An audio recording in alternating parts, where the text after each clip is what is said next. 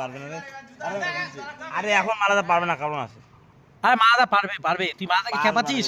মাদা 17 বার না না মারাচ্ছে, 17 বার ধাক্কা মারছে। আরে কেন বলছেন যে এটা এবার গাছটা ছিল ডাউন, আর ওইখানে ধরার জায়গা ছিল, এবার ধরার জায়গা নাই, এবার বাল আর ধরতে পারো না শোন মাদার কাছে কি 17 বার আবার প্যান্ডান খুলে দিয়ে মাদা খুব জোর। জাঙ্গিটা